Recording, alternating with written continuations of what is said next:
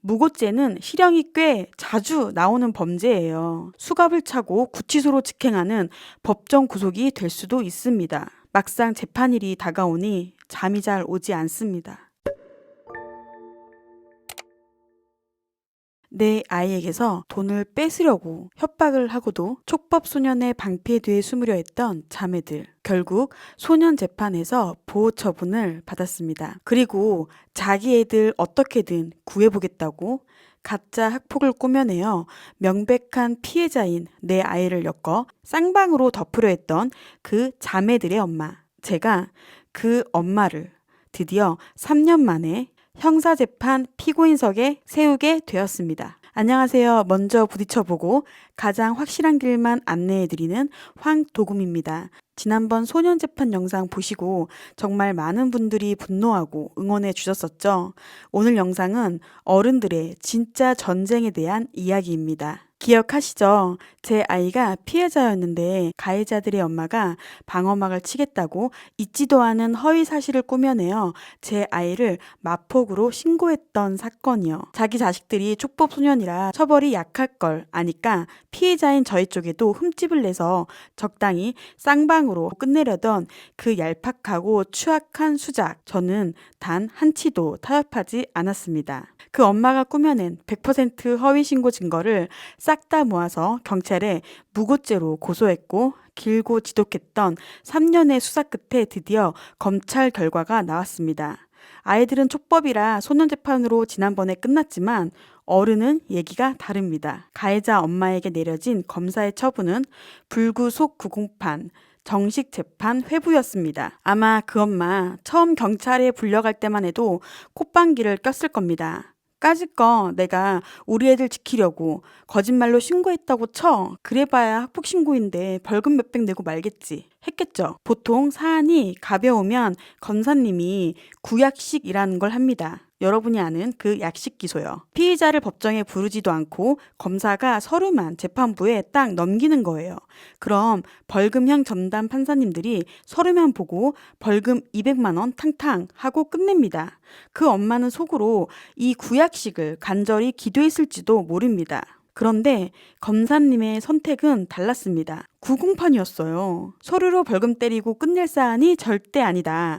어른이 아이를 상대로 무고를 저지른 죄질이 너무 악랄하니 직접 판사님 앞에 세워서 징역형을 전제로 한 정식 형사재판을 받게 해야겠다는 결단을 내려주셨습니다. 여러분, 대한민국 검사님들이 구공판을 청구하는 게 그분들 입장에서 얼마나 엄청난 리스크인지 알고 계시나요? 검사가 기소해서 정식 재판에 넘겼는데 만약 판사님이 증거 불충분, 피고인 무죄 때려버리면 어떻게 될까요? 기소한 검사는 내부적으로 혹독하게 과오 여부 검토를 받게 됩니다. 심지어 인사고과의 치명적인 벌점까지 받습니다. 이게 무슨 뜻일까요? 그 바쁘고 똑똑하신 검사님이 자기 커리어에 흠집이 날 위험까지 감수하면서 그 가해자 엄마를 기어코 정식 재판에 넘겼다는 겁니다. 무죄가 나올 확률이 단 1%밖에 없다는 완벽한 확신이 섰기 때문입니다. 그래서 우리나라 형사재판에서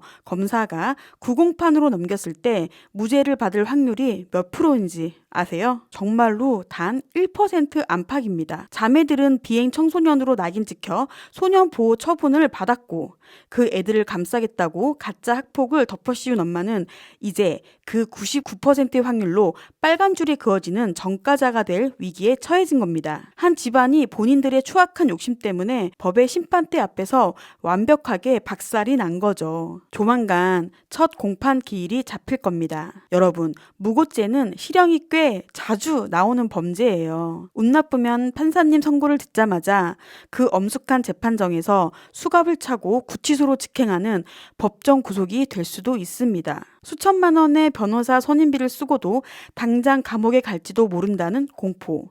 자기 자식들 앞길 망친 것도 모자라 본인까지 전과자가 될 위기. 매일 밤 피를 말리며 덜덜 떨고 있을 것입니다. 아니 어쩌면 이미 전과가 있는 사람인지도 아니면 또 어쩌면 그깟 전과쯤이야. 이미 소년 재판을 2번이나 왔다 갔다 했으니 법정을 우습게 볼지도 모르겠습니다. 그런데 솔직히 말씀드리면 저는 조금 떨립니다.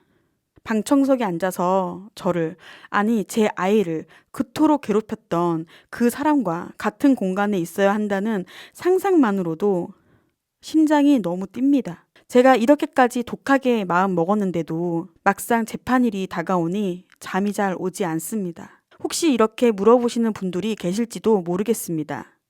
재판은 끝까지 가봐야 하는 거 아니냐.